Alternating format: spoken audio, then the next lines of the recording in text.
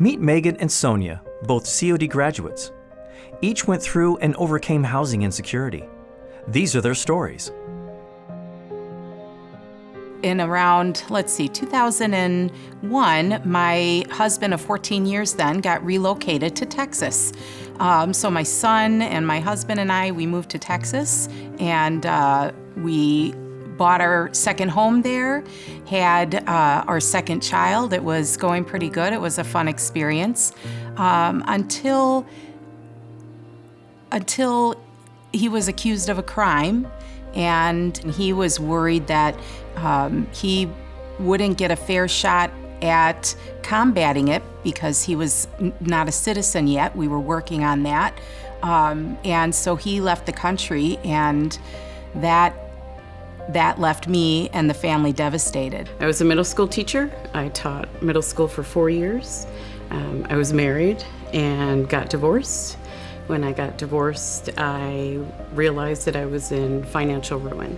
So I got back to DuPage County and thought that my in-laws were going to be able to, be supportive. That was the plan, that I would stay and live with them.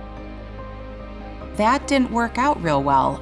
The relationship was not strong enough with my in-laws to be the support that I needed. Things just didn't pan out in that way. So within a month and a half of being back in Illinois, back in DuPage County, I was homeless. And I had nowhere to live. I wound up living on friends' couches, spent a lot of time bouncing from home to home, trying to find a way to just make a living and maintain my job, and hoping to either relocate or, save enough to have a consistent living lifestyle while still keeping my job. I was left with no home, and I was couch surfing. So couch surfing is a form of homelessness. I was jumping between my sister in Milwaukee and some friends here in Illinois, trying to figure out, yet again, now what? Once I outstayed my welcome, I did spend a couple nights in my car. The first night I went to Walmart. I figured that was going to be a safe space, and then I would go back to work early.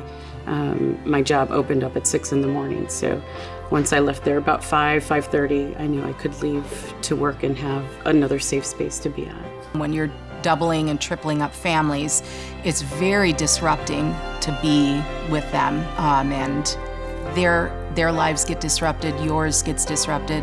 It may not even be legal if they're renting and they can't have people there. You don't have access to the stuff that you need. I think it was a time where I had to redevelop my own self-worth, because I felt like I was an inconvenience, but I also felt like a failure. I think a lot of times people assume that people that don't have a place to go, that they've done something wrong. Megan and Sonia both found support that helped them take the next steps toward removing their housing insecurity. So it was just under a year, and then during that time, again, I just bounced around.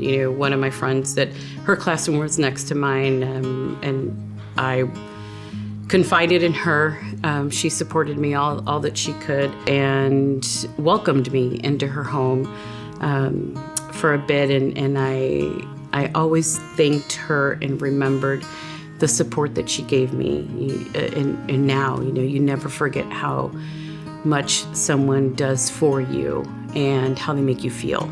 I made a very lucky phone call to the DuPage Health Department.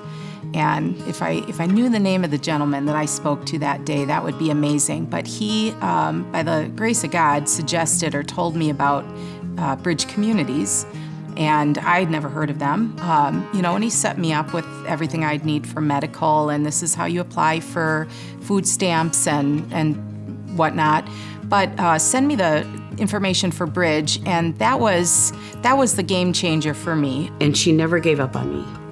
She always made me feel important and welcome, and never belittled no matter how my own self-worth was at the time. And I was so grateful that I had her, even at the most difficult times of my life. Both Megan and Sonia successfully removed their housing insecurities when they moved into places of their own. So when I first moved in, it was